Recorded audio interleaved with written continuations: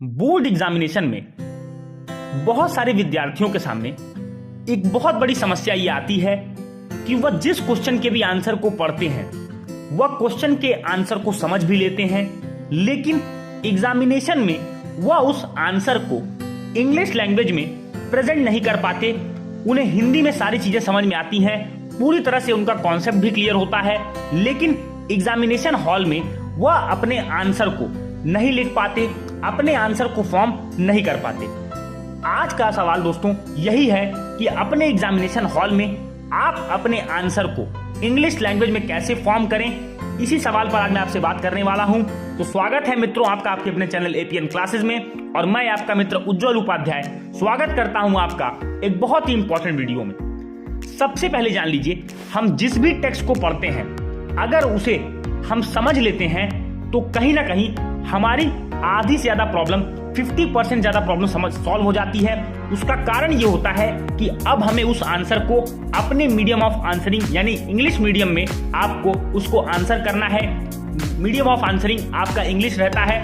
बहुत सारे बच्चों को यही दिक्कत होती है। सबसे पहले जानिए, आप जिस भी चीज को पढ़ रहे हैं उस चीज को आपको बहुत ज्यादा लाउडली पढ़ना है। कहने का मतलब, अगर आपने कोई क्वेश्चन पढ़ा तो उस क्वेश्चन को पढ़िए, उसके आंसर को आप लाउडली पढ़िए और कोशिश ये करें कि आपको वह आंसर याद रहे। ऐसा बहुत सारे बच्चों के साथ होता है दोस्तों। ऐसा सीबीएसई बोर्ड के बच्चों, आईसीएसई बोर्ड के बच्चों के साथ भी होता है कि वह क्वेश्चंस को समझ लेते हैं अपनी लैंग्वेज में, अपनी मदर टंग में, लेकिन जब उन्हें इंग्लिश में वो चीज लिखनी होती है तो वो चीजों को वो एक्यूरेसी के साथ, एग्जैक्टनेस के साथ नहीं लिख पाते। तो आपको करना यह है कि आप जिस भी क्वेश्चन को पढ़ रहे हैं उस क्वेश्चन को और उसके आंसर को लाउडली पढ़िए और कोशिश करिए कि ज्यादा से ज्यादा चीजें आपसे मेमोराइज हों, आपके दिमाग में वो चीजें जाएं, जिससे कि आप आंसर के जो इंपॉर्टेंट कीवर्ड्स हैं उसी के अराउंड आपको आंसर लिखना है। अब बात आती है कि अगर इंग्लिश सब्जेक्ट की हम बात करें, सबसे ज्यादा प्रॉब्लम आपको इंग्लिश सब्जेक्ट में भी आती है कि आप अपने आंसर को नहीं लिख पाते। देखिए, कारण यह है कि हम इंग्लिश ऐसा सब्जेक्ट है जो कहीं ना कहीं यूपी बोर्ड के विद्यार्थियों के लिए थोड़ा टफ पड़ता है, उन्हें इसमें परेशानी बहुत ज्यादा होती है। तो आपको करना यह है कि जब आप इंग्लिश को पढ़ रहे हैं तो आप कोशिश ये करें कि आप अपने स्टोरी की पूरी समरी पढ़ें। स्टोरी में क्या बताया गया है, अगर आपको कोई चैप्टर आप पढ़ रहे हो लिटरेचर में तो आपको आपके चैप्टर की स्टोरी पता होनी चाहिए, और इसको कम से कम आपको 1 से 2 बार पढ़ना है और खुद से बुक बंद करके, अपना रिसोर्स बंद करके, जिससे आप पढ़ रहे थे अपनी कॉपी में आप उसको लिखने का प्रयास करें, जिससे कि एग्जामिनेशन में आपको दिक्कत ना हो।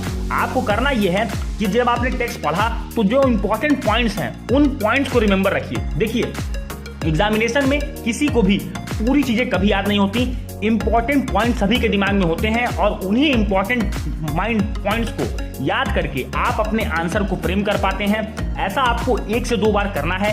दूसरी बात ध्यान रखिए कि जब आप किसी चीज को पढ़ रहे हैं तो उसको अपने आप से पहले समझने का प्रयास करें। क्वेश्चन में क्या कहा जा रहा है, आपके आंसर में क्या बोला जा रहा है। मान लीजिए कि आपसे इंग्लिश में कोई चैप्टर है और उस चैप्टर का कोई भी क्वेश्चन आपको दिया गया और आंसर लिखा हुआ है, तो आपको आंसर को समझना है कि इस आंसर में कहा क्या जा रहा है और धीमे धीमे उसको लर्न करने का आपको प्रयास करना है।